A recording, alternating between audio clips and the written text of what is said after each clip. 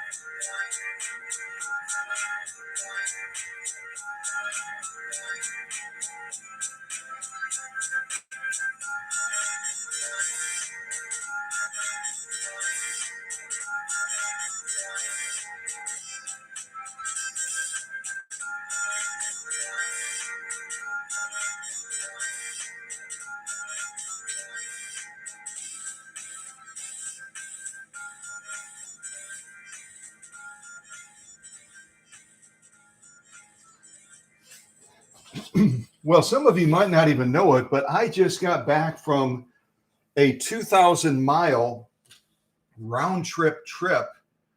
Can I say that? I don't even know if that's legal to say that on the air or not, but at any rate, I made a long journey back to Wisconsin. and had to finish up a total of 5 machines. There's a little bit of work left to do on them. Some of the machines, I mean, they're from all over the place. I've got a machine from Montana that suffered a horrific fall, and I'll read a letter from that customer that was sent with the machine some time ago when it came to the workshop. I've got a machine from Thalia that belonged to her great granny, and I'll share a little bit about her story as well, because she and I were chatting briefly last night by text. I was letting her know that the machine was finally done and ready. I have to still do a lot of finishing touches to it, polishing chrome and getting pieces reattached after it comes out of the paint shop and everything like that.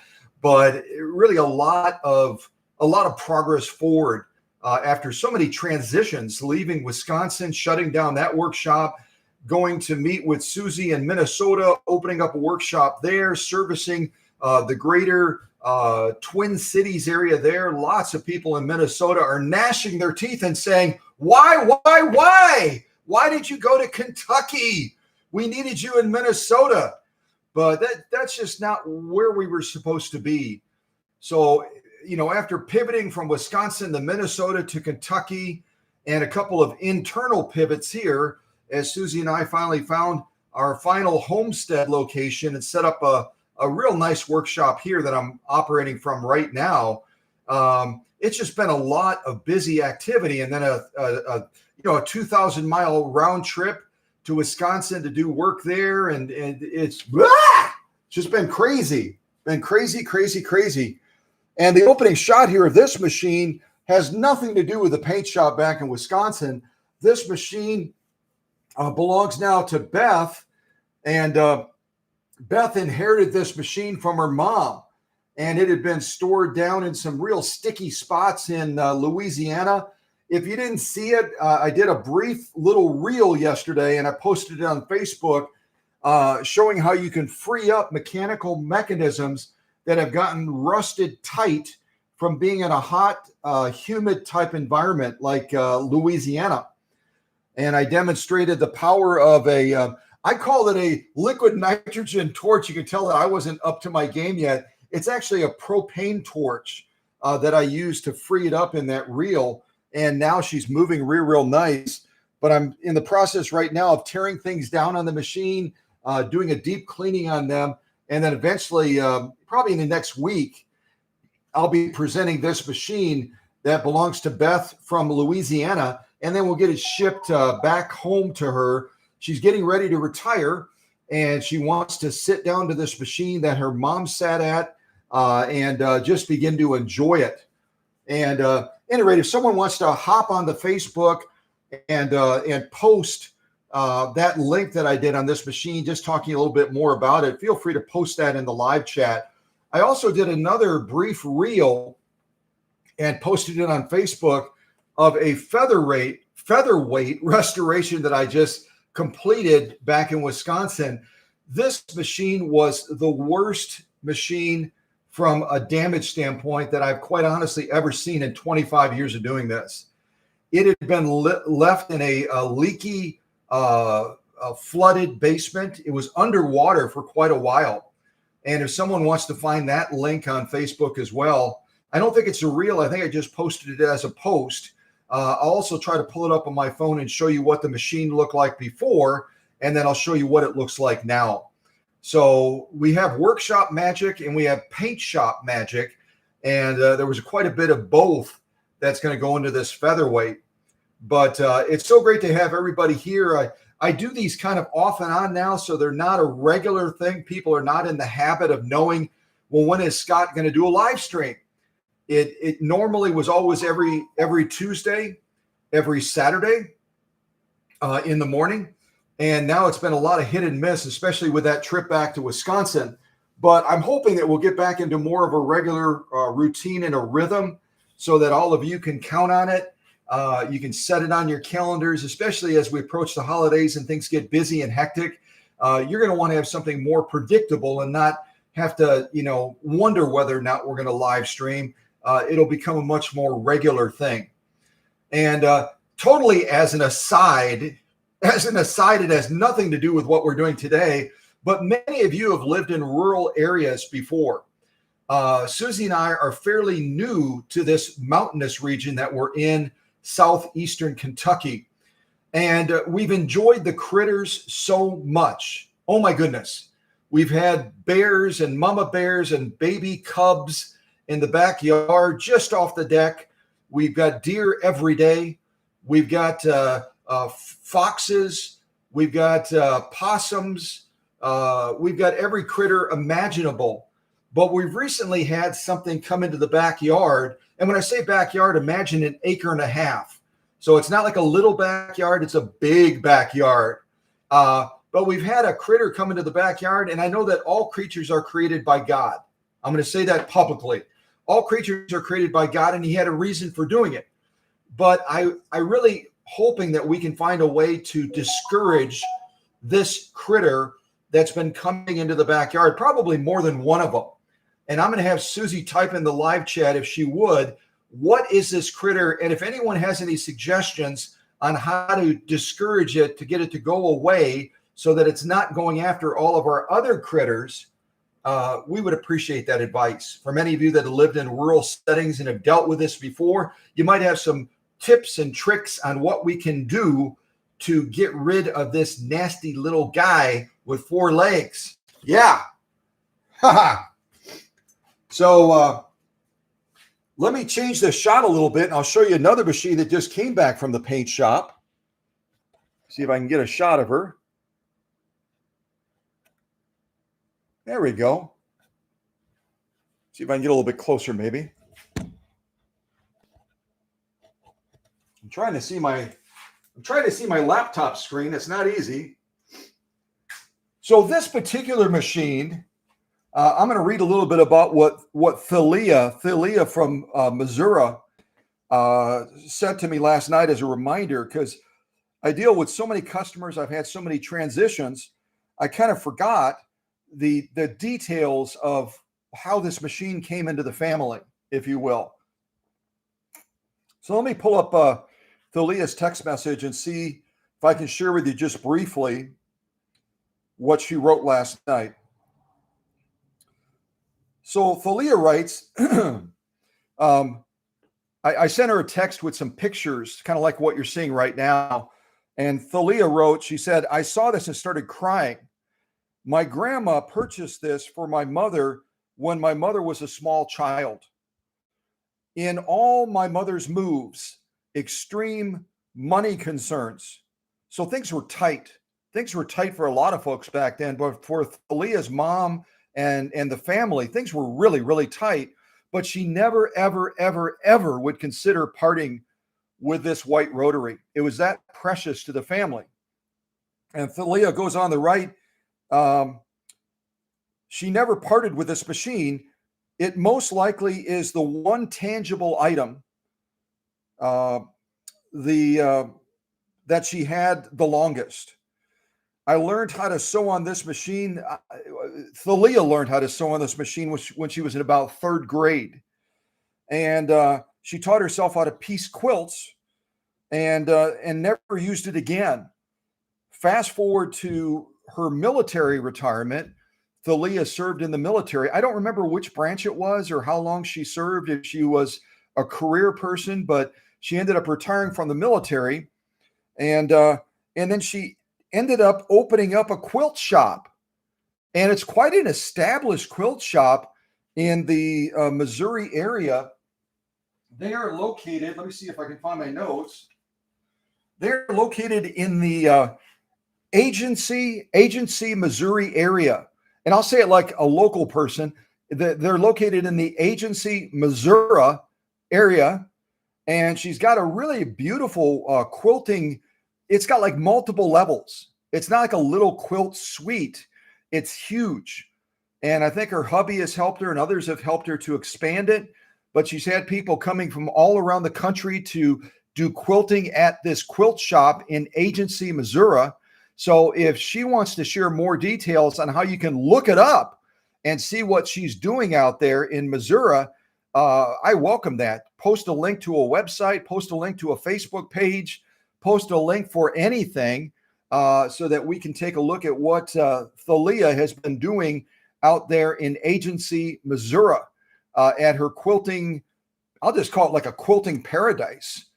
And so she's been doing that, I think, about 2 or 3 years now, maybe 4 years. It's been a while. And she self-taught herself how to do quilt piecing. And now she's doing a ton of quilting out there at her quilting location. She's always longed to be a quilter, is what she wrote last night in a text. And now she's in her 40s. I hope I can share that. She's a young lady. She's in her 40s. And now she's quilting in her own quilt shop, but it's bigger than a shop. She shared some pictures back when, and it's very impressive. And she said that I could come out and visit her then. Maybe Susie and I can plan a trip out to Missouri. But I know that Thalia's family lives in, I believe it's Tennessee. And so I think Thalia is going to plan a trip out here to meet Susie and I, to give this fabulous white rotary back to her when it's finally done mechanically, etc. And then she can take it back to Missouri and do some quilting. Maybe in some of her presentations, she can use this machine instead of one of her other machines. But she really is a looker now. She was a little bit rough when she came in. The thing that troubled me in working on this project, I'll just share with you briefly, is there are a lot of decal replacement sets that are still being produced out there. Unfortunately, there are no decal replacement sets available for the rotary machines. I searched high and low. Other decal sets, I've gone as far as Australia to get them. I've gone as far as England to get them. And there's just nothing around the world where people are producing these ornate white rotary type decal sets any longer.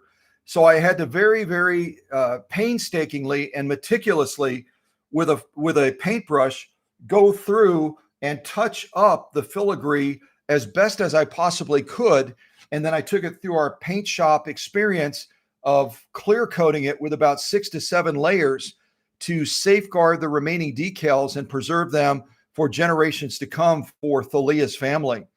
But if you could imagine, as beautiful and as stunning and as spectacular as this machine looks, these are the original decals on this machine with a lot of fine touching that I did by hand. So it's not perfect, but you know what? A legacy machine like this that's been in the family for generations, it should show some of that wear and love, because when you use a machine, you're inevitably going to rough up the surface a little bit and do other things like that as you're dragging materials across it, or an occasional zipper that goes across the finish unexpectedly. But all in all, she's really come back to life beautifully. And I'm so delighted to be able to get this project finally done and get it out to Thalia and her family before Christmas time, so that they can set it up in her incredible quilting. I don't even know what to call it. It's like a quilting world out there in Missouri, and then she can show it off to all of the people that visit her out there. And also, I'll have a chance to meet her for the first time. Susie will have a chance to meet her for the first time when we eventually meet here, because I think I believe the plan is not to ship this machine. She's going to make a travel out this way, and who knows, maybe if weather doesn't cooperate, maybe it'll be in the spring, but she'll eventually travel out here. We'll have a chance to meet, have some coffee together or whatever, and then I'll have a chance to send this machine back to Agency, Missouri with Thalia and her family. So, but the Rotary series is such a spectacular series. I'm just going to turn it around, give you some other angles to look at the machine. Even the faceplate itself is ornamental beyond your imagination. It's just absolutely one of the, everyone brags about the gingerbread. Everyone brags about the, certain decal patterns, like the red eye pattern that I just did for this machine that took a bad fall from Montana, belongs to Kathy Green. But I'll tell you one thing, when you look at the white Rotary series, the detail, the ornamentalness of the filigree and the decal patterns, it's really off the charts, isn't it? One of the most beautiful decal patterns for any sewing machine in the world that, quite honestly, was ever created. So, and she's also quite heavy as well. She's quite a heavy girl. So it'll be great to get this machine safely back to Thalia, and then she can have a lot of fun with it. So this is one of the machines that I was working on when I took that 2,000-mile round trip. Just in the last week, I literally just got back to Kentucky to Susie and the puppies. So I'm going to move Thalia's machine back carefully and put it there. And I'm going to grab the next machine and just tell you a little bit about this one. Oh, that's a heavy machine. I got to kind of lean over. I'm testing my upper body strength today, I think. All right. So this machine, and if you didn't know, a Class 66 machines don't sit level. So if it looks like it's tilting backwards, you're not losing your mind. They don't sit level. You have to actually level them if you're going to try to use them on a table surface to get them to sit straight. But this particular machine was a complete redo. It was a complete redo. Stripped it all the way down to bare metal. And after I stripped it down to bare metal, had to do a lot of scuffing up on the surface to get it ready to receive about 6 layers of proprietary paint. I think I told you, yeah, I did. I told you a number of years ago, back in Oconto, I paid to get a spectrometer analysis, of the Singer sewing machine paint.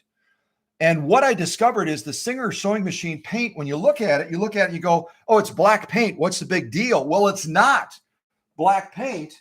It's actually black and blue paint mixed very, very carefully to give kind of a rosy black sheen to the machine once it dries. And so I had to explain to some of the new folks that were trying to help me at the paint shop what we needed to do. They said, well, we're just going to paint it black. I said, no, you're not. You're not going to paint this machine or any other machines black. It's got to be a black blue mix. And I went through specifically the laboratory description of what they needed to do to achieve that. So when we do a restoration on the machines, we try to get as close to what Singer did back in the day as possible. So this is a paint mixture that is, I mean, scientifically is identical to what Singer used, but Singer didn't spray the machines back there. If you didn't know that, they dipped them. They would dip the machines. You'll see that in the video on the homepage of this channel out in Scotland. They would actually line the machines up on a rack, and they would rotate them down and dip them all the way into the paint, rotate them back up, and then they would let all that excess paint drip off, and then they would go through a drying process with them. So we used more of a traditional paint shop spray method. So that's not genuine to Singer, but it's the same paint, if that makes sense. But this one, let me read a little bit real quickly about what came with this machine when it came here. And I should also tell you, as I rotate it around and you look at this beautiful finished product, I think you can see that pretty well. And I still have to do some cleanup on the balance wheel, some cleanup on the badge mark and the stitch adjuster here. But we've got a really, really good looking machine now. It's really cleaned up quite nicely. I'm going to put the camera down. I'll probably drop it. But as I rotate the machine around,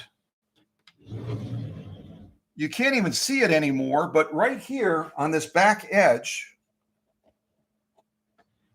try to get the camera a little bit closer. Right here on this back edge, when the machine arrived at the workshop some time ago back in Wisconsin, this whole section all the way up to and underneath the edge of the pillar. So if you can imagine this whole section right here from where my two fingers are, this whole section right here was broken off. Apparently the owner, Kathy Green, they were trying to take it out of a sewing table, and like some people will do, you'll release the two pins that have the pinch screws on them. You'll set the machine on the edge of the sewing table for just a moment, thinking, okay, I'm just going to do this or that.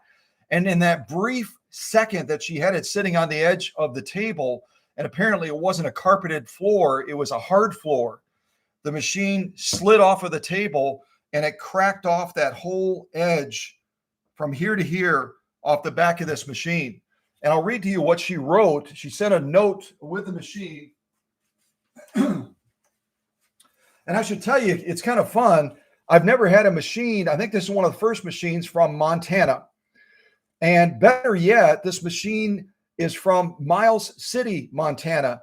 Just recently, when I was traveling back in Wisconsin, I had to stay in hotels.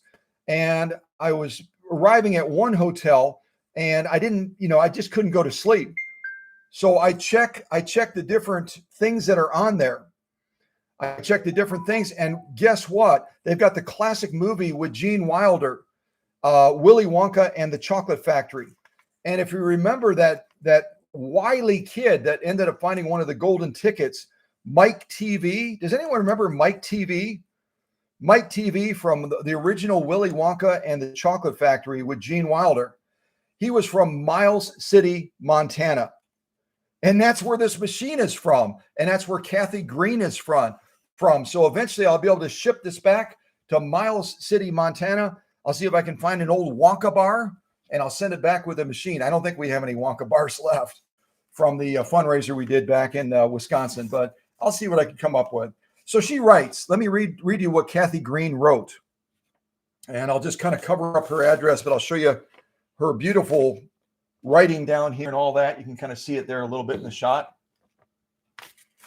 So she writes, this letter is coming under separate cover from my sewing machine.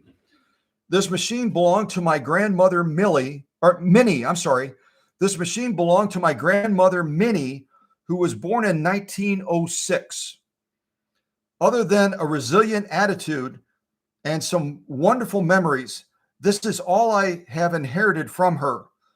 All of her three daughters, all of her three daughters and four of her granddaughters spent time at this machine learning to sew. I have memories of sewing on this machine before I started school.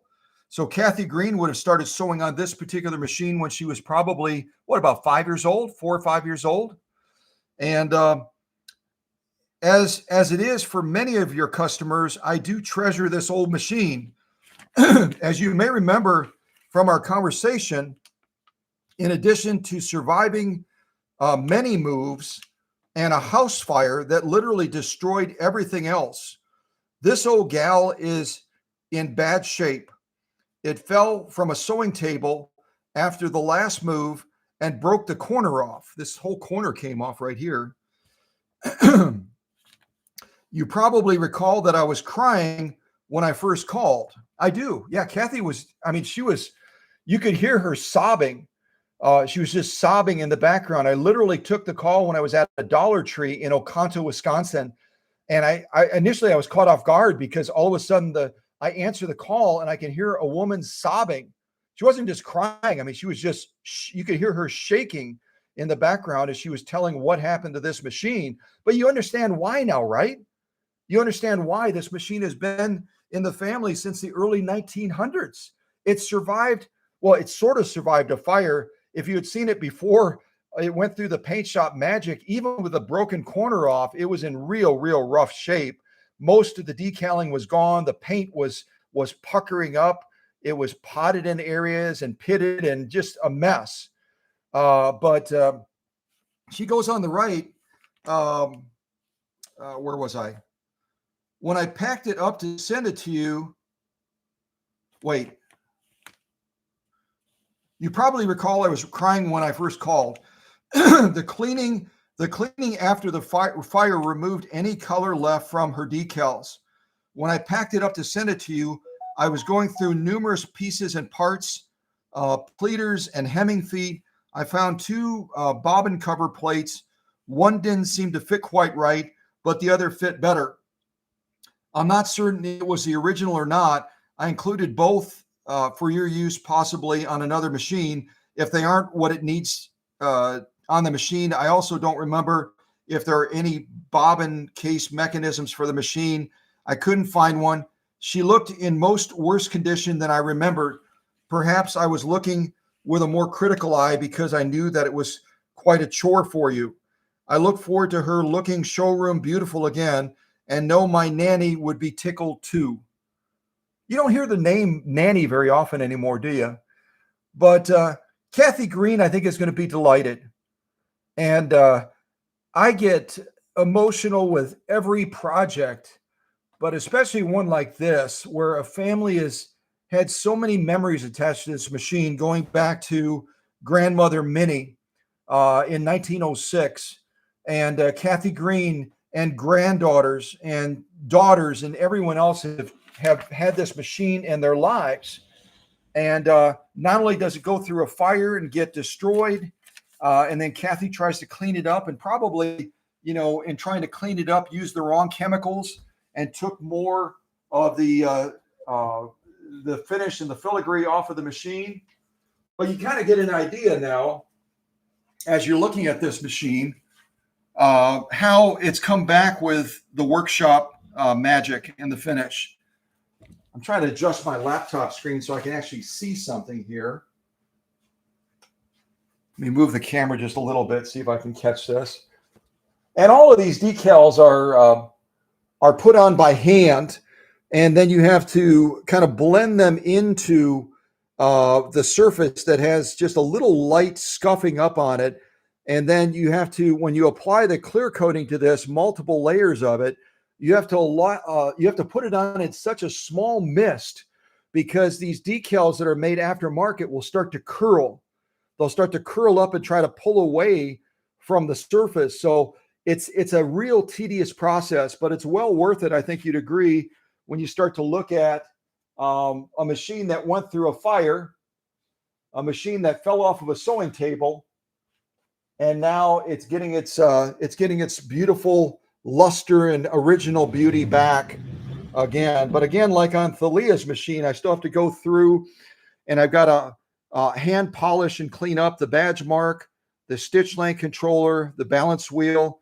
I've got to add a couple more pieces back on, clear out the excess paint around here, get the upper tension installed back in, and all the other adornments to the machine. But she doesn't look like she's been through a fire anymore, hopefully. And hopefully Kathy will be real pleased to get this machine back and have some other granddaughters and some other daughters, and who knows, great granddaughters maybe, have a chance to enjoy great grandma Minnie's machine from the 1900s, 1906 area. So, at any rate, that's the other machine that I was working on back in Wisconsin, along with Thalia's rotary machine over here. Let me put this one back and we'll take a look at this featherweight that I was telling you about. And I'm going to see if I can pull up that video to give you an idea of what I started with. I do have a couple of other machines from Wisconsin, but I've got more work to do on those, so I'm not going to show those to you yet. But I'm going to see if I can pull out this little featherweight.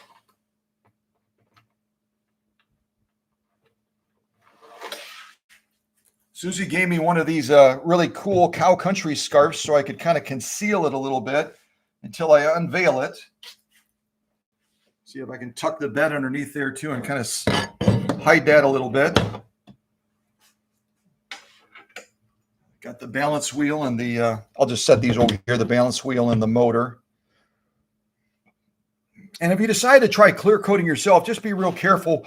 Clear coating is such a fine chemical mist that it gets into everything. So when I re-clear coat a motor like this, for example, for this machine that's going to be going back to Illinois, you've got to plug every access point and cover everything that mist can get into, because once it hardens, it's like concrete.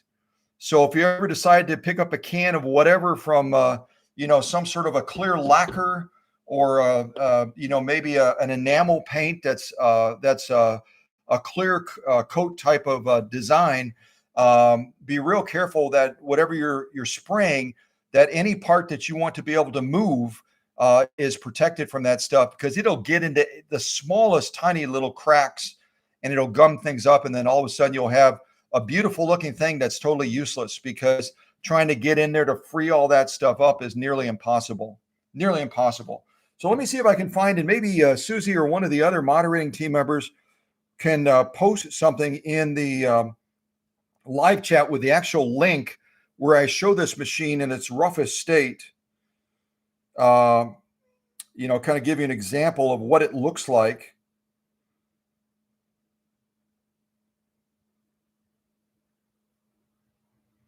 Oh, okay.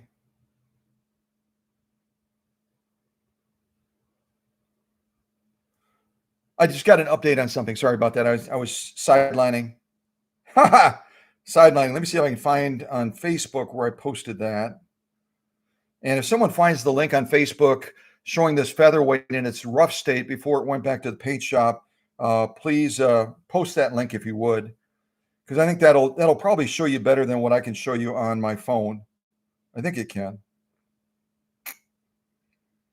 Let's see, where is it? Oh yeah, here it is. I thought I posted on Facebook.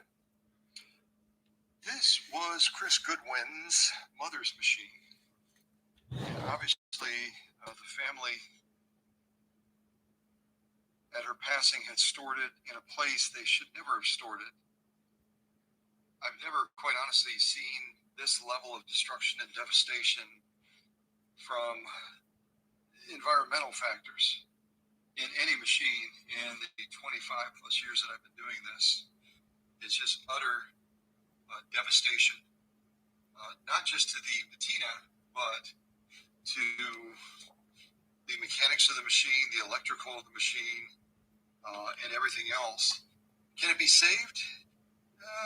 Yeah, probably.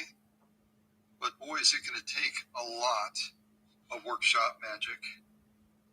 Stay tuned. Yeah. So you probably can see that a lot better if one of the moderators or someone can go onto the Cow Country Facebook page and find that post. It looks like I posted it on November 4th. So it's on the Cow Country Facebook page. November 4th is when I posted. If you want to share that link, you can look at that video a little bit better than I probably just could show it to you right now.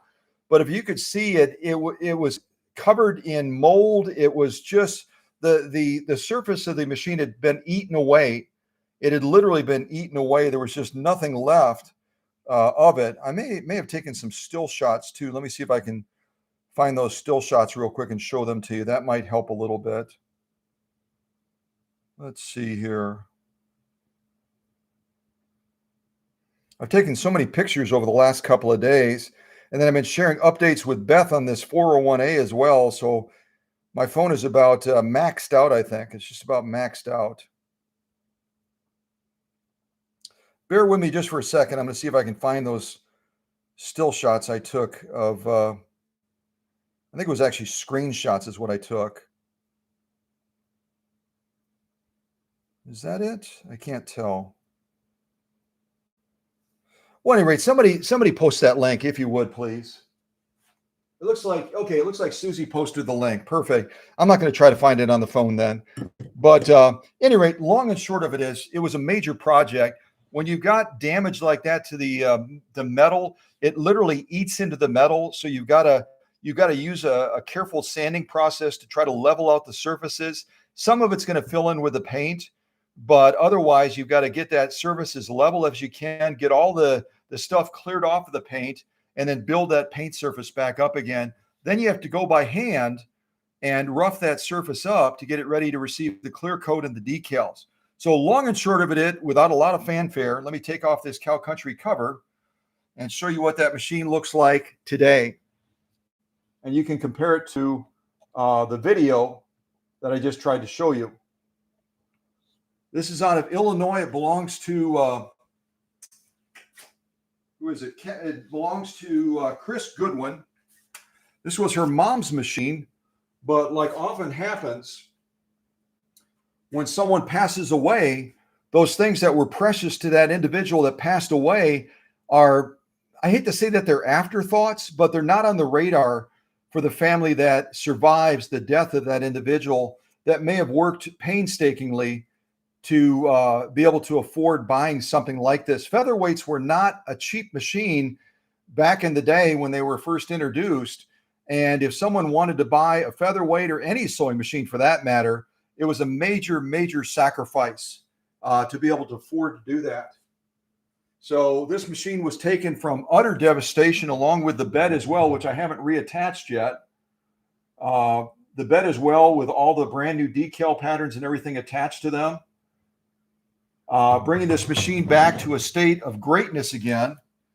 I'll just kind of rotate it around a little bit. You can see the other side as well. The back side of the machine. Looks pretty good, doesn't it? From where it started. If you look at that video where Susie posted the link, you're going to be like, what? No way. Are you serious? It's the same machine, folks. It's the same machine. It just took probably about 14 hours in the paint shop to get it to this point, including the decal attachments as well. So I know that Chris Goodwin is going to be absolutely staggered and dumbfounded as to the transformation of this machine. And I don't plan on doing many more projects like this, if any. I'm getting closer to retirement so that Susie and I can enjoy the remaining years we have here in the mountains of Kentucky. And taking projects on like this, especially when you're searching out parts and everything else for the machines, and you're trying to retool parts that have been damaged. For example, the Red Eye out of Miles City, Montana, because it went through the fire, there were some parts on the machine that had gotten warped. I talked about that yesterday in that reel that I posted on Facebook when I was showing how to free up the 401A. And I talked about if you use a torch to try to free up a sewing machine, you've got to be really careful. Some of them will burn at almost 3,000 degrees, and that's the melting point for metal. So if you heat up areas too long, you can literally warp or melt the internal parts of a sewing machine. So you got to be incredibly careful. If you watch that reel, you'll see that I was very careful about not applying that heat too long, even with a benzomatic propane torch, which probably peaks at about 2,200 degrees. That's enough to damage a sewing machine very quickly. And of course, if you're ever heating up a certain area of the sewing machine, you've got to look around and see where that metal attaches. In other words, that main shaft will then carry all the way back to the pillar, all the way to the base of the machine. You could literally set a table on fire if you heat up that metal too much, because that heat is going to transfer down and come into contact with whatever surface it's on. So if you're ever using a torch like the one I showed you yesterday, I'll just pull it out real quick. A torch like this, it burns at about 20, probably almost 2,500 degrees. You can see if I turn it on,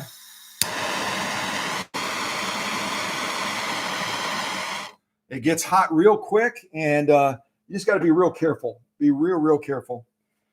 So this machine is going to be heading back to Illinois soon.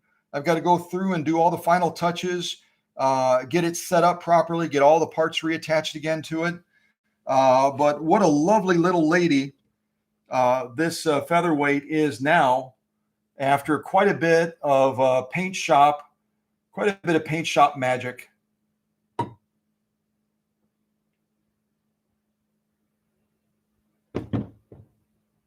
Yeah. All right, I'll move on finally. Let me move that featherweight back. Move this over there. Motor balance wheel. So we've got some unboxings to do today too. We've got some unboxings to do. Let me see if I can grab a couple of things. I think we'll start with the Guggenheim scissors. You may remember from a recent, give me just a second here.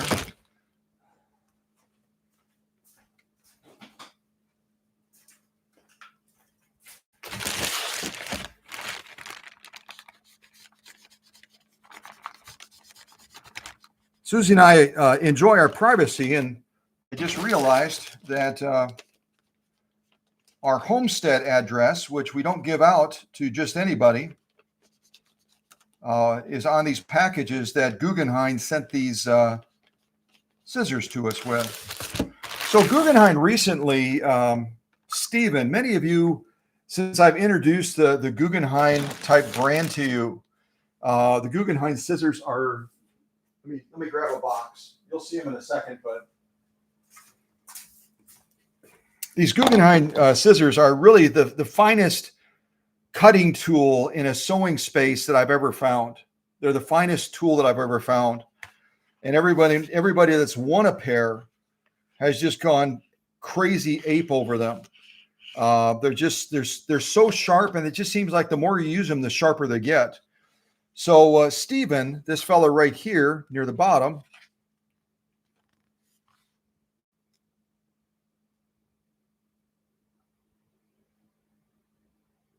Stephen Huffman at Guggenheim had contacted me, and previously had contacted Susie as well, because of the association with the Cow Country channel, and that because we get a lot of people that come to this channel right as we speak. If you can imagine, since this channel was established in 2009, it's a very niche thing. Don't you agree? Vintage sewing machines are very, very niche. And you wouldn't expect that since 2009, we've had almost 4 million unique visitors come and watch channels or watch videos on our channel. Almost 4 million, and from 126 countries. And so Guggenheim realizes that we've got a fairly good platform for, broadcasting how great their product is. So they reached out and they said, would you help us out? Stephen reached out, and I said, yeah, absolutely. We love your product. And on that last live stream, I showed a number of different products that they make. And I kind of showed them to you, and I explained, and I kind of said, check them out, try them out. And so out of appreciation, the video that we posted, the live stream we posted, highlighting some of those products of Guggenheim, within hours drew about 1,000 views, and I think almost 300 or 400 likes. A lot of people loved what we said. They loved the look of the product, and I'm hoping that they're going to go out now and take the next step and actually try it. But out of appreciation, Stephen and the crew there at Guggenheim sent Susie and I a bunch of complimentary scissors that we can elect to either keep or we can give away as further items to promote the Guggenheim product. And I didn't realize until I just got these that the Guggenheim base headquarters is in Texas. It's actually in New Braunfels, Texas. So if anyone's from Texas, we've got a lot of people that follow the channel in Texas. We've done a lot of machines for Texas people. Guggenheim is right in your backyard. And I know Texas is big. It's a real big state. But Guggenheim is based right down there in New Braunfels, Texas.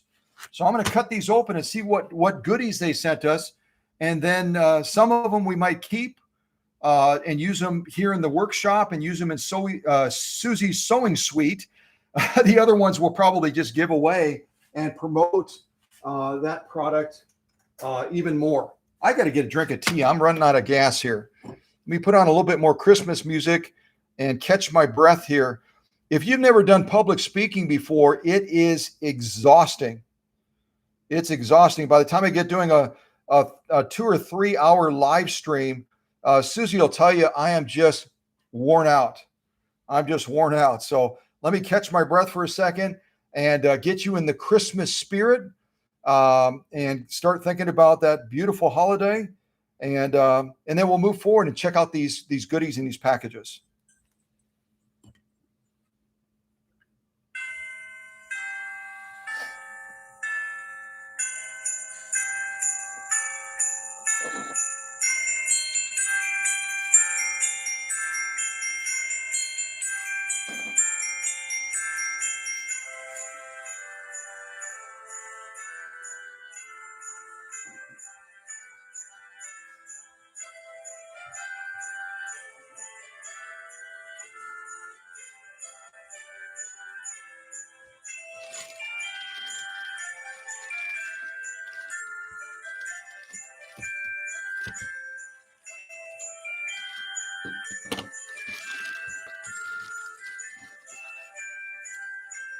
Oh, it's got damaged a little bit. We got to put some padding around it, maybe. I'm going to pause that beautiful music.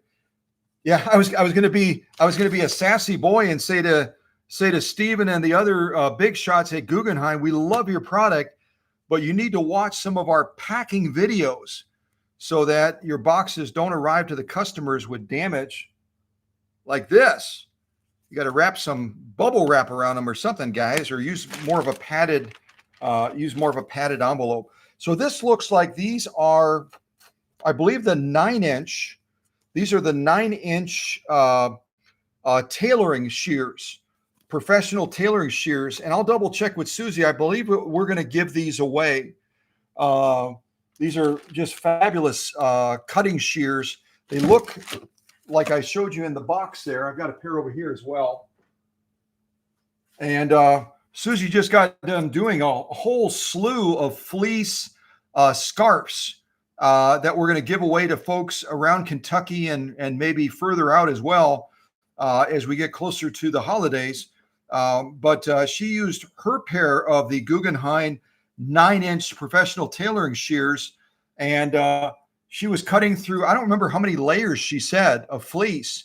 And she said it was just like, it was effortless, just cutting through that stuff. So they really are incredible shears, incredible scissors.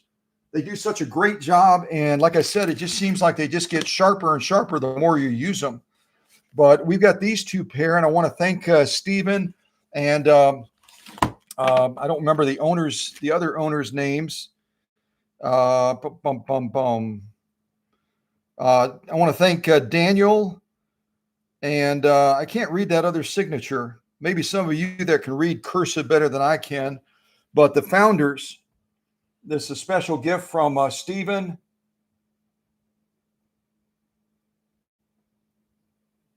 Stephen and the founders of Guggenheim. I can read the Daniel, but I can't read that other name. If somebody else can read it, type it in the live chat if you would. So, we're just grateful to be able to help. I mean, if you got a great product like this, people will be trying to use a different type of shears or scissors in their sewing suite, and it's a constant battle. It's just a constant battle. And when you get these in your hand for the first time, the last pair I think that Susie and I sent out was to our good friend Joelle and her mom out in Bakersfield, California. And Joelle has been a lifelong sewer. Her mom's been a lifelong sewer. They've had every scissors that you could name. And they got these into their hands and they were like, we're never going back. We're never, ever going to go back to one of those other scissors. These Guggenheims just cut in a way that you can't even describe it. You got to try it. You got to hold it in your own hand and you got to feel the quality. And I've said before, these Guggenheims come with a lifetime unlimited warranty. So if they break, if they get dull, whatever happens to them, you contact Guggenheim and they'll send you a brand new pair. They're that committed to their product. They're that confident about their product that they give you an unlimited, unconditional guarantee for the life that you own those scissors. So, keep watch for this. If Susie gives me a thumbs up and says, yeah, let's go ahead and give those away, we're going to be giving away these two brand new pairs of Guggenheim 9-inch professional tailoring shears, probably in one of the upcoming live streams leading up to Christmas. So it'll be a great thing for you to stick in your stocking, and it probably won't stay there long. You'll probably take it out right away and put it to use. Let me grab this other bag and see what else our friends at Guggenheim sent us.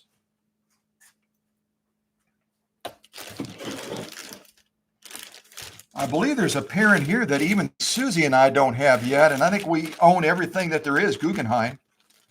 I think we own everything that they've got. Oh, my Lord. Oh, my goodness. Oh, wow.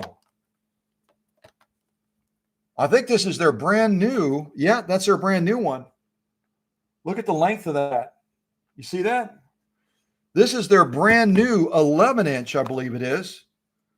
This is their 11-inch professional tailoring shears. So if you thought the 9-inch ones were impressive, let's see here. So this is the 9-inch up against this box right here. There it is. These are actually 2 inches longer. So if you've got those projects where you really need, a wider cutting space without having to reposition those scissors and those shears, Guggenheim has come out now with these 11-inch professional tailoring shears. I mean, they make the 9-inch ones look tiny, don't they? So they sent us a beautiful one of those. I think they may have sent us more than one. They sent us a second one. Oh, my goodness. Oh, my goodness. I did not expect that. I did not expect that at all. They sent us 3 of these 11-inch professional tailoring shears by Guggenheim. 3 of them. I only expected 1. So thank you, Stephen, and thank you to the founders of Guggenheim for being so generous and so kind in sending these and giving them to Susie and I, because we're going to use them to promote you guys more. We love Guggenheim. We love what they do. But look at how much cool stuff they sent to the workshop here. 3 of these 11-inchers. Trying to get them on camera. I'm looking way across the room at the laptop. And then 2 of these 9-inchers. I think Susie and I got an early Christmas. I think Susie and I definitely got an early Christmas. Isn't that something? So if you've never tried the Guggenheim brand, and if you've tried every other scissors and shears, and in some way or another you've been disappointed, either when you're going to cut something, you have to keep repositioning the scissors because it won't cut all the way to the tip. You're going to find right away that the Guggenheims, every surface of that scissor, when it's cutting through, it's going to make contact with that material and leave a nice, smooth, even cut along that line from the beginning point where it makes contact all the way to the tip. There's just no way to describe it until you try one. So it looks like we're potentially going to be able to give away more than I anticipated. So Susie, knowing me the way she does, that I tend to get really, I'm a very generous person. I love giving stuff away to our family. I love giving things away. I've given sewing machines away. I've given all kinds of things away to the family. and to the causes that we support in donating machines to different fundraisers we've done. But she knows I can get a little bit overexcited sometimes and forget. So I would encourage her, if she wants to take a step away from the puppies and come out and take one of these 11 inchers before I give it away and put it into her sewing suite and say, hands off, Scott, it's not for a giveaway. Then she'll be able to claim it before I make the mistake of giving them all away. So, but I'm excited to see what these 11-inch ones will do. The 9-inch ones are already extraordinary. And now we'll be able to put these 11-inch ones to work as well. So, Susie, if you want to grab one. May I open one? You can open them, absolutely. I've got a little cutter here if you want to try to use that. Just don't cut yourself.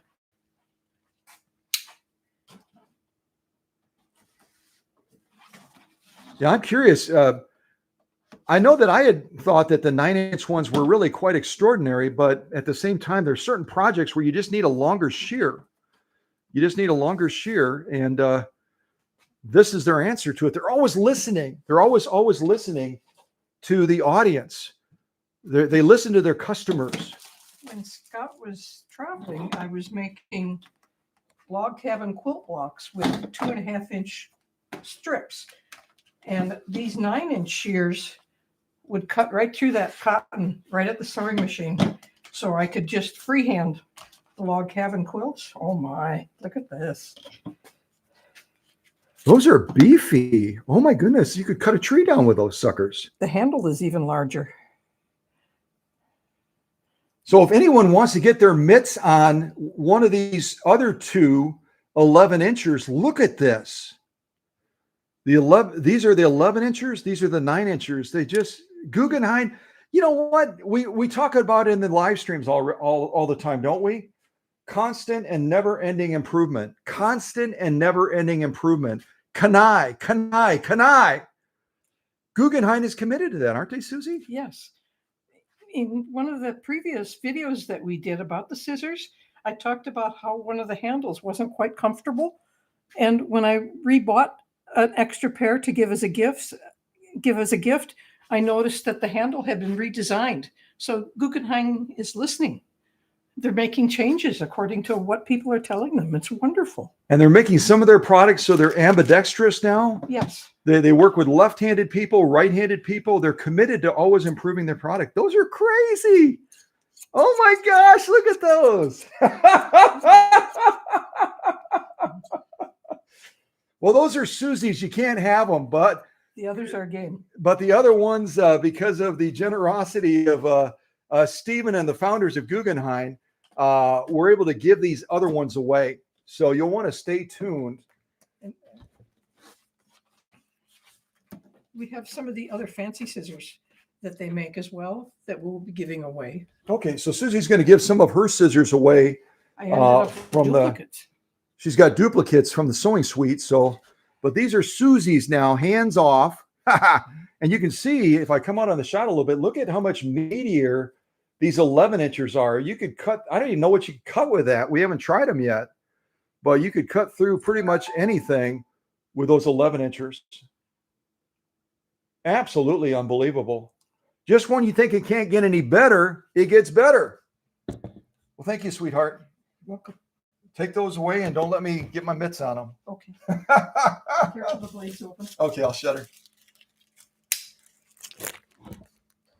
So Susie has her pair of 11-inch Guggenheim shears now, brand new product that Guggenheim is offering to customers. And we are fortunate and blessed to have a platform where we can let people know about their products, and Guggenheim is appreciative of that. And they're blowing me away because I thought I was going to get basically 2 pairs of 9-inch professional tailoring shears. This is what I was expecting. And Guggenheim, on top of that, sent 3 of their brand new 11-inch professional tailoring shears. So watch for the next live streams coming up. I'll have some sort of a contest, or I'll have something that you'll have to research. And before Christmas, leading up to Christmas, you'll be able to win. You're going to be one of the few people in the world that has these 11-inch ones. I don't even know if they're promoting them on their website yet. If they are, there haven't been a whole lot of people that have gotten their mitts on them. And I think they're making them in a more limited quantity. So if you see them on their website, you better get them because I only have 2 of these to give away. I only have 2 of these 11-inch ones to give away and 2 of these 9-inch ones to give away as well. So, but thank you again to Guggenheim. We love your products here at Cow Country. I know the Cow Country family does as well. We've been able to give a lot of these away now. And now with your generosity, we're going to be able to give away these 2 additional 11-inchers and these 2 additional 9-inchers as well. So stay tuned for those giveaways. Stay tuned for those giveaways. All right.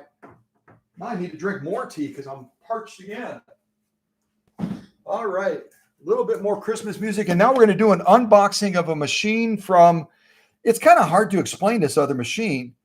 This machine came from Lexington, Kentucky, but it actually came from Michigan. I'll explain that in just a little bit.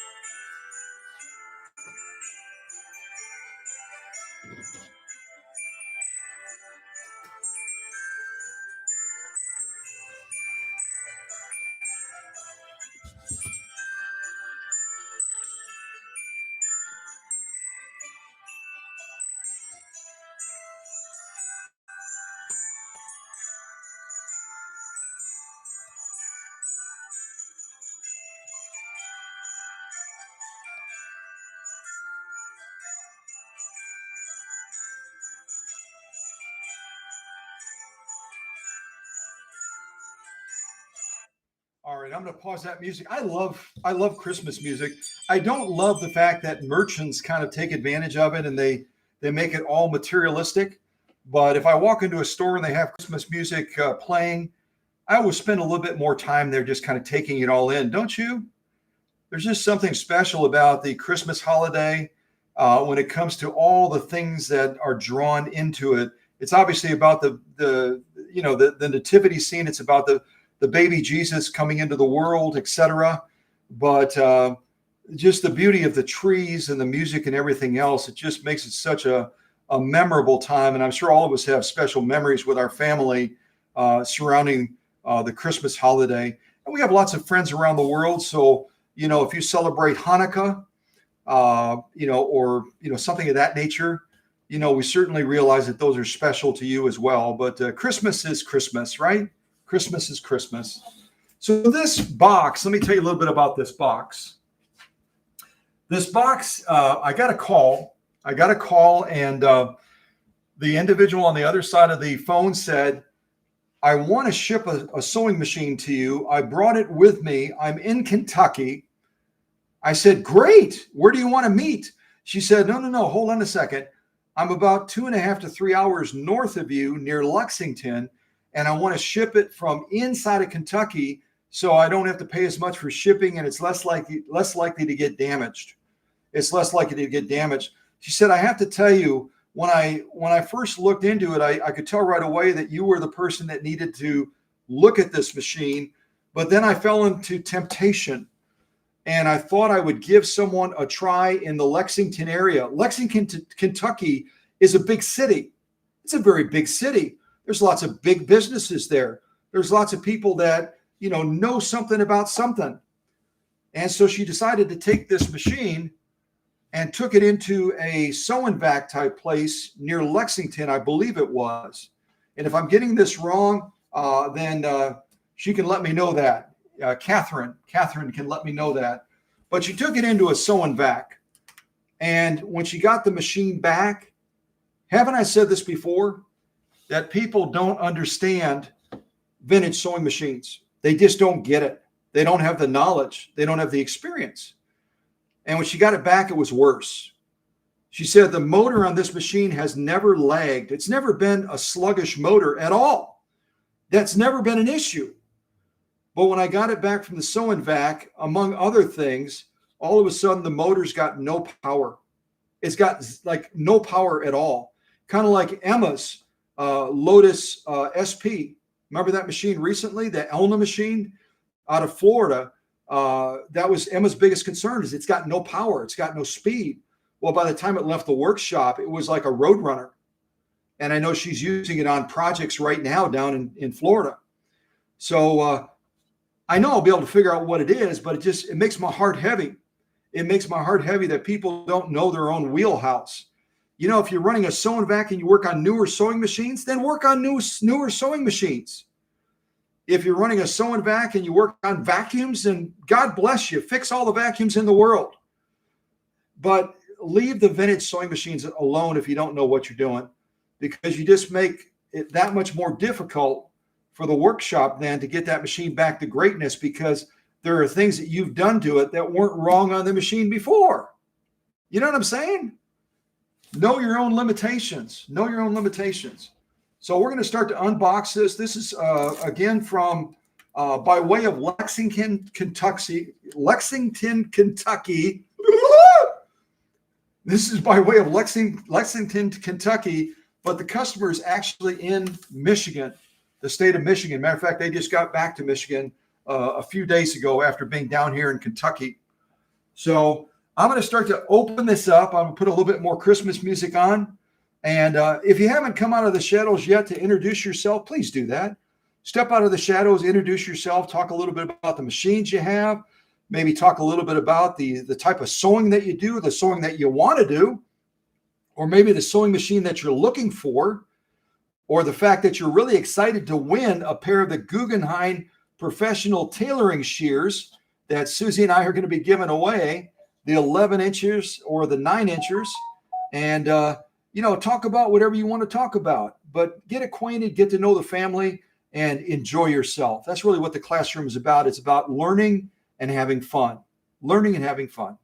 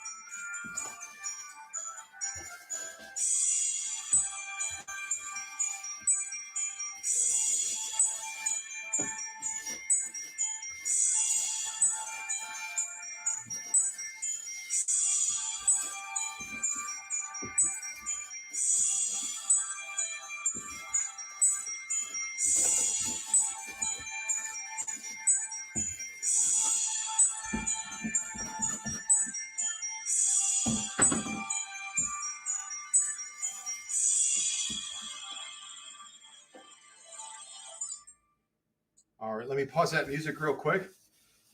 So it looks like, I believe this came by, I think this came by UPS. Let me double check. Yeah, this came by UPS ground. And it looks like Catherine and her family maybe went to a Home Depot near Lexington, Kentucky. They got a nice solid box. I've talked before about the Home Depot boxes. The corrugation on their boxes is a lot better than most of the other places out there. No offense to Walmart. Walmart sells a lot of packing boxes. Susie and I bought a bunch of packing boxes when we were making our move from Minnesota down to Kentucky. But the corrugation on the Walmart boxes is just not up to par compared to the Home Depot ones. So now I'll probably get a note from the Home Depot big shot saying, hey, can you talk more about our products? I'd be happy to do that. Home Depot does some great things. And just like Lowe's, if anyone shops at Lowe's, Lowe's and Home Depot honor veterans by giving them a 10% discount on most everything. I know that we bought custom blinds from Home Depot down in Morristown, Tennessee, and we saved probably, Susie can tell you, we saved a lot of money. They're very generous in honoring veterans. They have parking spots for veterans. So if you're a veteran and you go to a Home Depot or a Lowe's, make sure that you let them know that you served. There's no shame in the fact that you tell them, yeah, I'm a veteran. They'll get you signed up, and then you can start saving when you buy things from them. Plus, you can park in a really cool parking spot too. You know, that's not what it's all about, but it's nice that they do that, isn't it? It's nice that they honor veterans. So let me see if I can get into this a little bit. It looks like we've got a little bit of padding around it, but not a lot. Certainly not up to our packing standards. It looks like a thin amount of bubble wrap on there, and then I can feel the plastic case. And I'll share with you that, like most sewing machines that have been in a family for a while, this machine has sentimental value to Catherine as well. I'd have to look at the notes to remember specifically, but as I recall, it was a gift from her husband. Her husband gave her this machine back in the 1980s. And so it's been with them for a very long time. It's got sentimental value. It's got practical value because she uses it for pretty much all of her sewing. Just like Susie uses her Kenmore for everything, this is Catherine's go-to machine as well. Yeah, I was just double checking.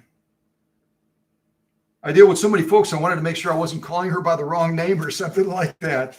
But okay, yep, double checking. Good. So yeah, it's got a lot of practical value. It's got sentimental value.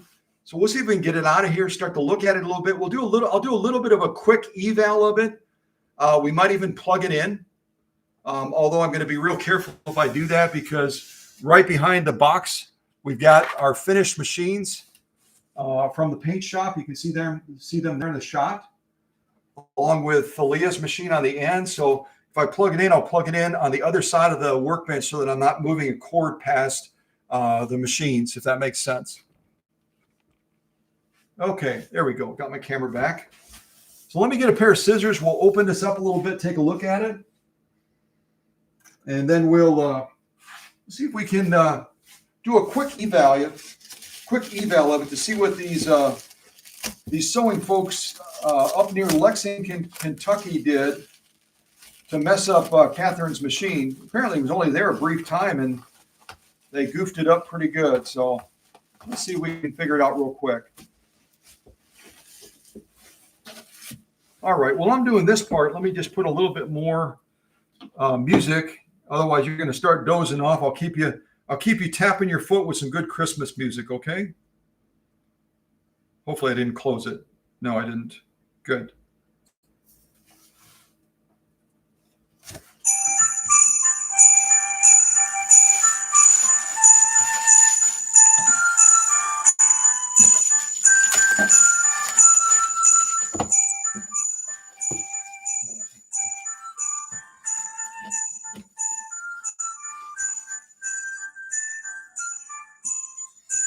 Jingle bells.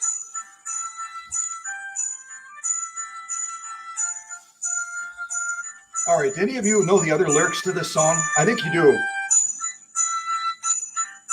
Robin laid an egg.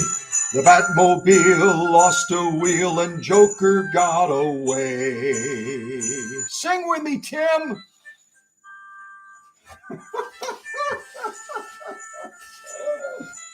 Oh, goodness.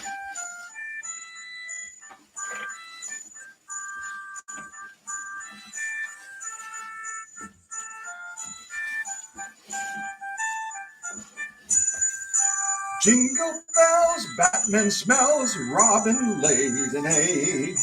The Batmobile lost a wheel and Joker got away. Jingle bells, Batman smells, Robin laid an egg. All right, I'll stop. All right.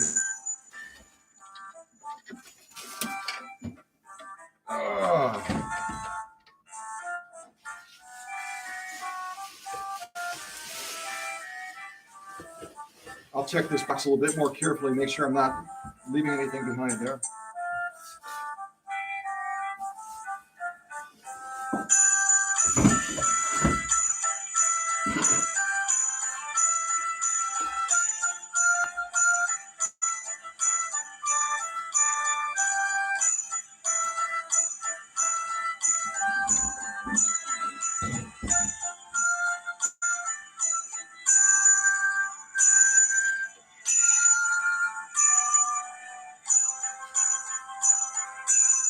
Yes, I was naughty. I know I was naughty. That's the way I grew up learning that Jingle Bell song. Is it was Jingle Bells, Batman smells, Robin laid an egg. Does anyone else remember those lyrics? I know when we used to have Alex from Southern California that was a part of us, and he was regularly attending the different live streams in that. I started singing that one time, and he said he was singing with me. He remembered those words as well. So this is the machine that is from Michigan, but was shipped from Lexington, Kentucky, by Catherine, a gift from her husband to her back in the 1980s. And it's got a lot of sentimental value. So we're going to see if we can take a look at it a little bit right now. I'll plug it in, see if we can diagnose rather quickly what this sewing back did to the machine.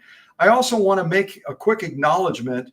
Recently, we had a Swedish beauty, a much newer one in the workshop. You might remember that. It belonged to Kel, K-E-L. And I had the privilege of meeting Kel and her husband when they brought the machine. We met in Middlesboro. And her husband is a former Marine. You're never an ex-Marine, just like you're not an ex-Ranger. You're always going to be that. It becomes a part of who you are. But he's a former Marine, and we talked a little bit about that, talked about my parents being Marines, et cetera, and just how proud the Marine Corps is. And just recently, you may not know it, but the Marine Corps had another birthday. They were established in 1775, actually a year before Independence Day, 1776. So the Marine Corps has been around forever. And when they came to pick up the machine, Kel couldn't come. And Chris couldn't come. Chris, her husband, couldn't come, the former Marine. Her children came. And when they collected up the machine, her daughter extended her hand out and said, "My dad wanted you to have this because of your ties to the Marine Corps and all that you've done to let people understand the Vietnam War, the Korean War." I put together a number of videos from my dad with all of his 35 millimeter slides. They're on this channel. If you've never seen it, you go to the playlist, you'll have a chance to see my dad. You'll have a chance to hear him talk about Vietnam, talk about Korea, talk about Okinawa. And hundreds of thousands of people have watched Dad's videos since he passed away back in 2017. So it's really a neat way to educate people about what people did during those conflicts. Anyway, long and short, the daughter extends her hand out, and she gives me this, which I was just utterly blown away by it, because it's normally something you only give to another Marine. And any of you that are military or former military know right away what this is. If you don't, you're not really in the military.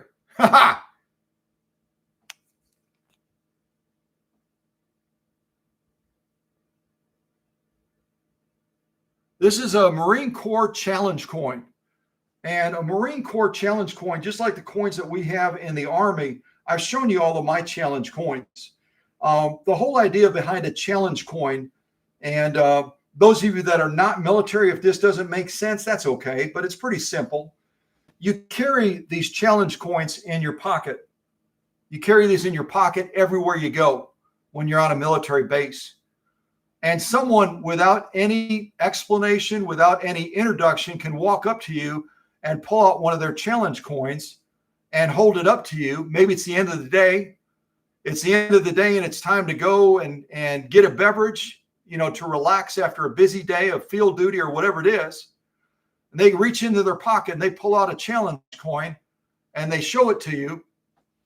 You have to then reach into your pocket and pull out another challenge coin. And challenge coins are usually given by a specific ranking person.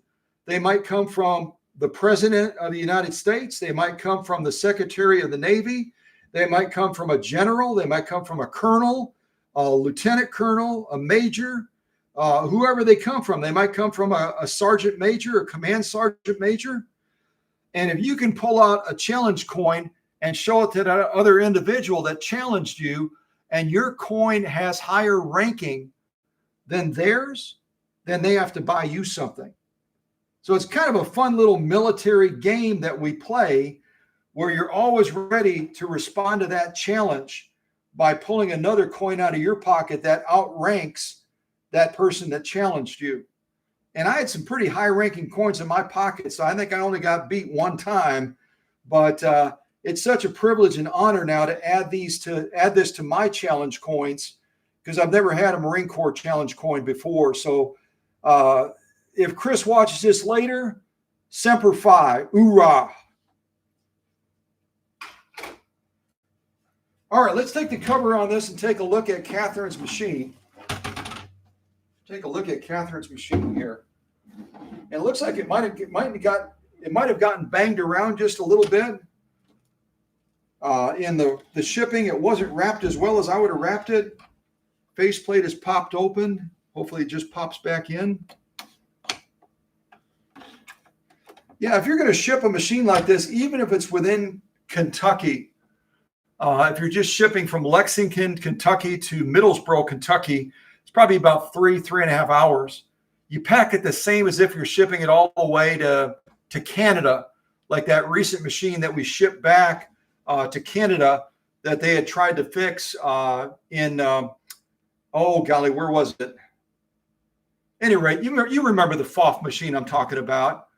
We had that FOF machine in here, and they had it 5 weeks at the FOF Specialty Repair Center in Canada. They couldn't figure it out, and we fixed it here, shipped it back to them. So anyway, blah, blah, blah. You pack the same, whether it's going 100 miles or whether it's going 10,000 miles. Always pack the same.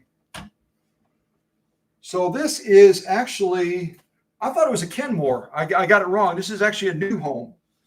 This is actually a New Home sewing machine. Turn it around like this so you can see the front of it. At least they wrapped the foot pedal. Yay. So they wrapped the foot controller. And it's partially a plastic-based machine. It's got all steel innards, I'm sure. Again, it's a machine that Catherine would have gotten brand new from her husband in the 1980s. So it's a young vintage sewing machine. It's a young vintage sewing machine. It's not it's not like this FOF 130 that I'm working on next over here from the 1950s. Or it's not like, certainly not like Thalia's machine from the early 1900s or any of these other machines over here that I just brought back from the paint shop. This is a young vintage machine, and that's okay. So we'll see if we can check it out a little bit. Maybe put our finger on what they did. What in heaven's name did they do to it? And this is one of those machines in the 1980s. You might notice right away, it's a closed case. So their concept back in the 1970s and 80s to sell more sewing machines is to try to make it as low maintenance as possible, or no maintenance is what a lot of them were claiming. That's just simply not true. Anything mechanical that runs is going to need to have maintenance. It's going to need to have ongoing regular maintenance to maintain performance. So a machine like this, that's all closed up, especially to a sew and back up in Lexington, Kentucky, that doesn't understand the machine, they're not going to do a whole lot to it because they don't know how to get inside of the machine to do that, right? So see if we can plug it in and just see what it's doing. I may not be able to do a lot of diagnosing, but we'll be able to do a little bit. Kind of check out and see what we can see. Take out this little accessory free arm box. Yeah, it's nice heavy plastic at least. Got some good construction to it. All right, let me undo this foot controller, and we will do an initial evaluation of this machine.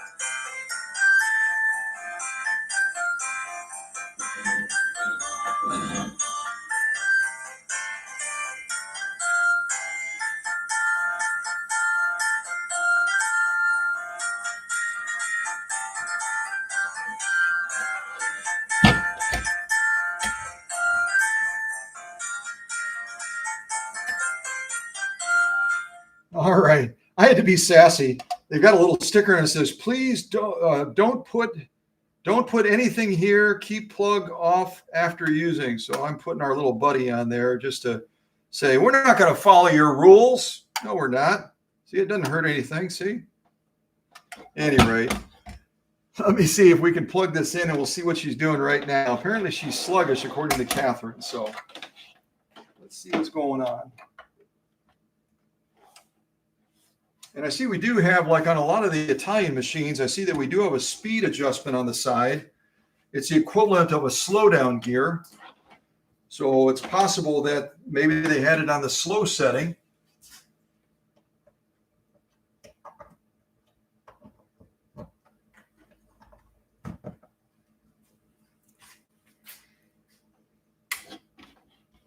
Oh boy, that's a dim light. I don't know if you can see that or not. We'll have to see if we can find an LED light for Catherine. That puts out very, very little light on the material. We'll find an LED equivalent and see if we can get her to work. And I can see, there is a way to service this machine, kind of like on the Elna Lotus SP that we just did for Emma out of Florida. You've got to take the top of the machine off to get into where the mechanics are in the machine to be able to service it properly. And it looks like it only takes probably two screws to take that upper section off. The tensioner is tied into it. And I'm guessing also, yeah, that actually is a daisy wheel type adjuster here, whereas you change stitches, it's going to move across. So there's a belt. There's a long belt on the inside of here that when you take the lid off, you got to be mindful of that belt as well so that the stitch selector isn't affected by it. Just making some initial evaluations here. Oh yeah, that's an old incandescent bulb. It looks like a screw-in type maybe. All right, let's hit the foot controller and see what we get. I think that's a pretty good shot. You can see we've got our presser foot down. We've got material underneath it. Machine is threaded.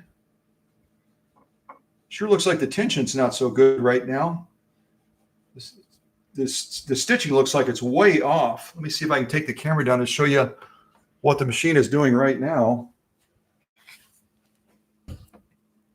Over here.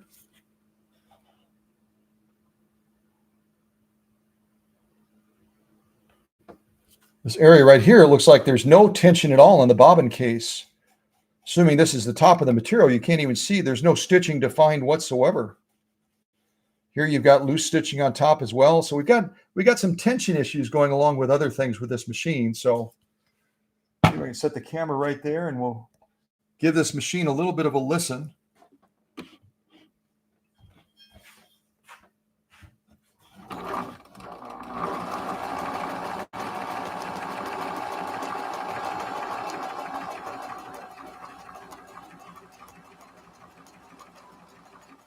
I can hear it dragging down here. I don't know if you can hear that or not. A lot of the new homes, the Kenmores, and also the domestics have an extra dry belt on the bottom of here. And I'm guessing that there are some issues with how that belt is being tensioned. Because right now it is dragging. See if we can change the speed of the machine and see if that helps a little bit. I'm gonna unthread this machine real quick so that we don't have to be bothered with that. Let me make sure we're all the way up. Yep, clear that.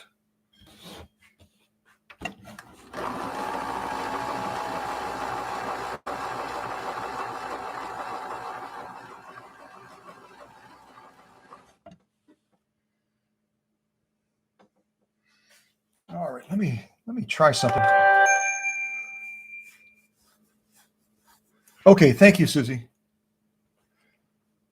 Just try something real quick.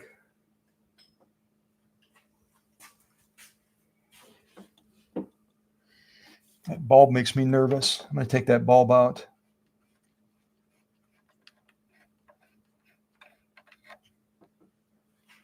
Yeah, we should be able to. This is called a candelabra. I don't remember. It's an E something, an E11 or something.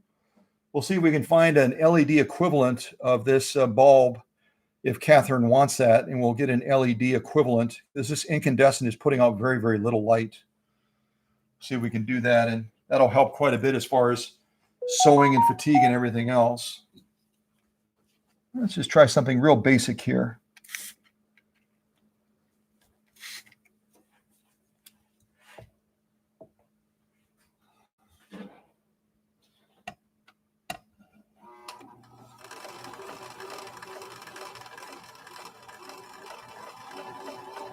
Come on.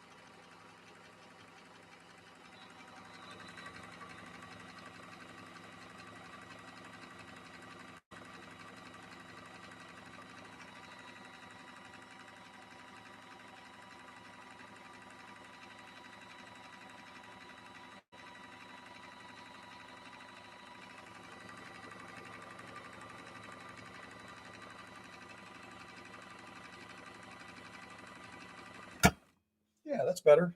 A lot more to do. But I always say it, if you're going to be lubricating a machine, and the sew and vacs generally take about 30 to 45 minutes on a machine, and then they'll bill you for 2 to 3 hours, unfortunately. And a lot of the key pivot points on the machines, for whatever reason, they do not address those pivot points. It creates a huge amount of drag on the machine. And sometimes you saw me use this torch just briefly in a very targeted way. But they love heat guns, which are very dangerous on sewing machines. Heat guns will hit about 2,000 degrees, almost like that propane torch that I showed you at the beginning of the live stream. You can damage the machine very quickly. You can dry the machine out and actually slow the machine down. So I don't know if they possibly used a heat gun, thinking that they can loosen things up on the machine a little bit. Oftentimes they do that as a standard part of their service. They'll hit it with a heat gun. It's way too hot for a sewing machine, especially one that has a plastic casing.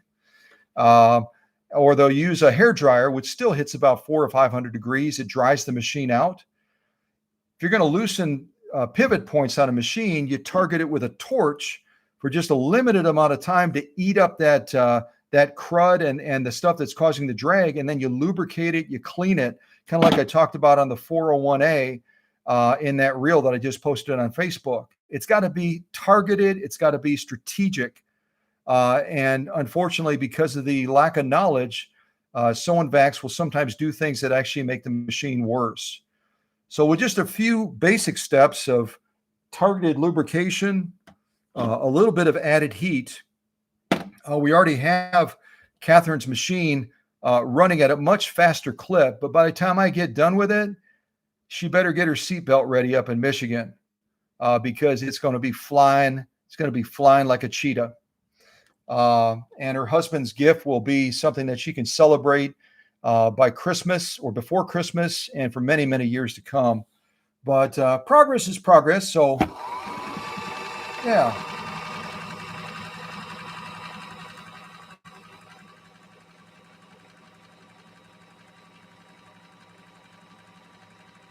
Yeah, she's still only running in my experience, I would say she's still only running at about 65%.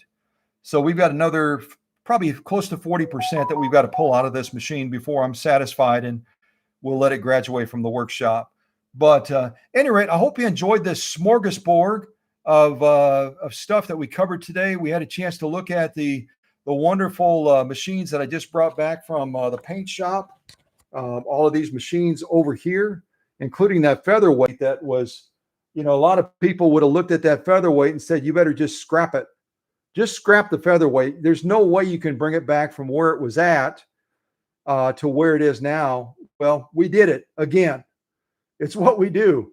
And all these other machines, they got to get additional appointments and touches. Thalia's machine and certainly Kathy Green's from Miles City, Montana, where Mike TV hopefully still lives. And then we'll get this red eye heading back that was severely damaged on the rear. You can't even see it anymore. Yeah, looks like it's brand new, doesn't it? So, at any rate, God bless all of you, and also thank you to Guggenheim for the generous gifts of all of those scissors that we can now re-gift to our friends within the Cow Country family. Thank you also to Catherine for the opportunity of having this great new home machine in the workshop and be able to spend some time on that machine in the next week or so and get that machine back to greatness again, get it heading back to the great state of Michigan. There we go. I almost got it. This will be fun too. There's a lot of stitches on this machine, you can see. So hopefully we're able to get all of that running the way it's supposed to and have fun, right? Life's too short. You got to have fun when you're working. So at any rate, take care and